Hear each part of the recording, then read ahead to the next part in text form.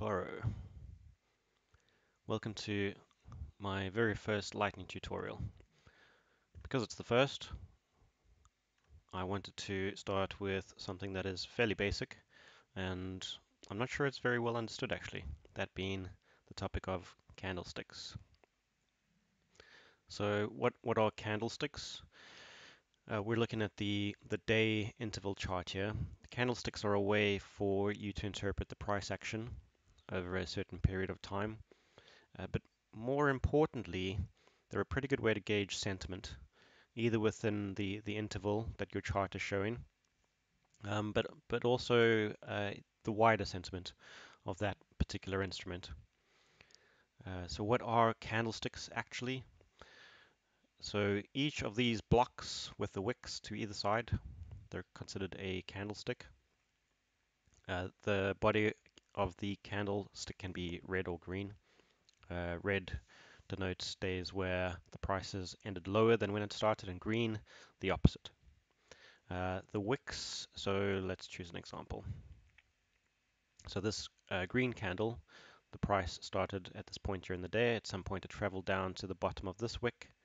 It also traveled all the way up to the top of this wick, ending the day over here. So just by looking at a single candle, you can tell the starting price for that interval, the low for that interval, the high for that interval, and the ending price for that particular interval.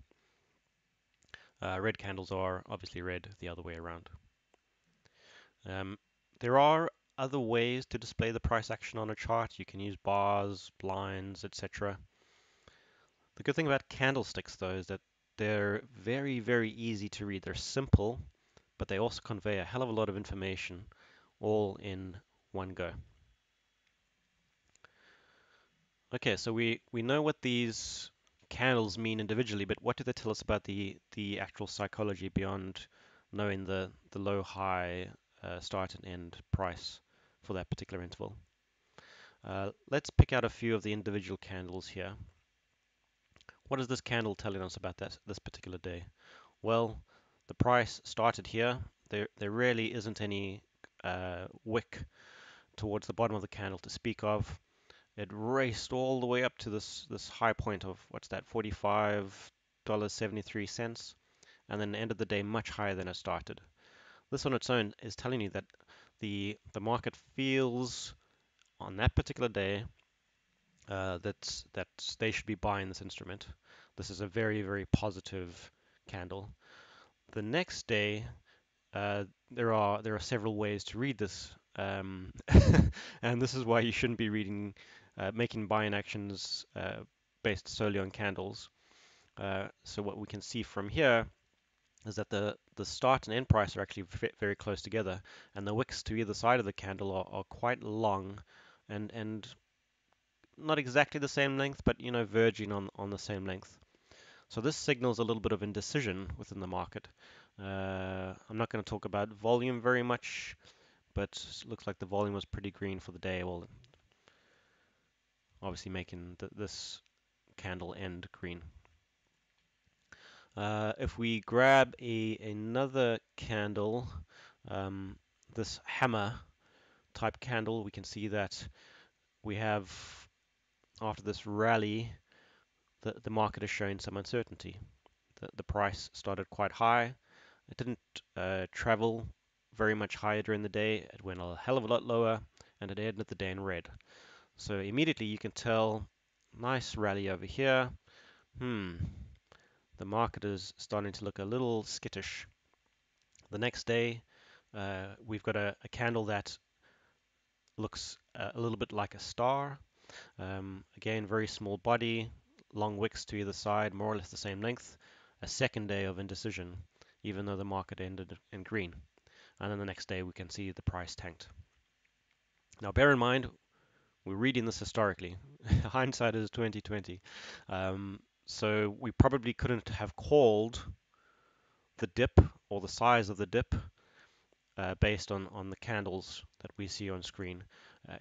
This indecision could have quite easily have translated into another huge jump up. It just so happens that it didn't. So, like I said once before already, don't base your buying actions purely on state of candles. All right, so this tells you a little bit about the sentiment day to day. If we jump, the markets are closed at the moment, by the way, so we won't see a huge amount of action here. If we jump to the minute chart, so the shorter intervals, um, these give you a feel for the sentiment much closer to the ground. The danger is that the shorter the interval, the much more quickly the sentiment can swing. So you should never base any buying decisions just on the minute interval chart. You should always zoom out. You'll hear traders talk about zooming out. Zoom out, potentially even to the week chart. Have a look at the trend within that instrument. Is it up? Is it down generally within the longer intervals? And then you might start looking at the short interval charts, the several hours, the minute charts, just to see, okay, we're in an uptrend. It looks like it's correcting. Oh, it's tanked quite nicely. Is this an opportunity for me to buy? And again, don't make this decision based purely on the candles, but this is one point of information that you should definitely be using in your consideration.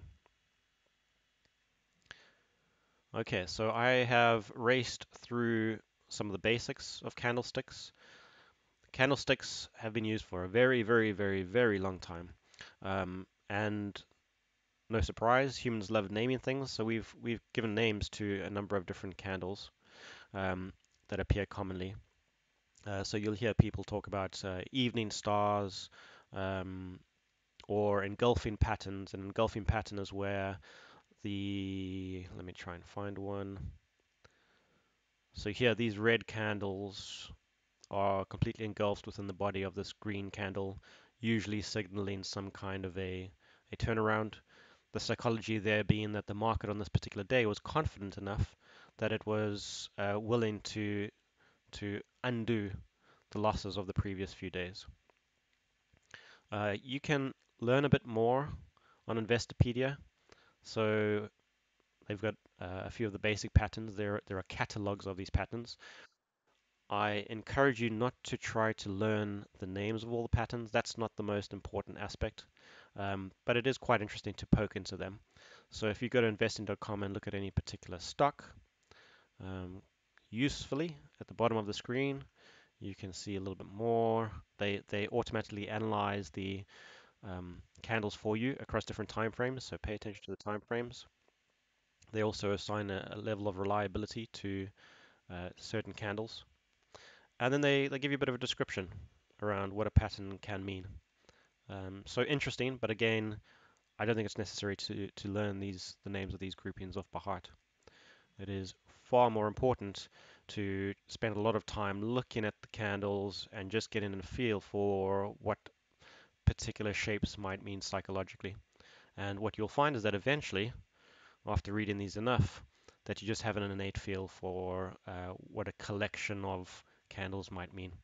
And that becomes one key part of your trading strategy. All right, thank you everyone. That's it for today.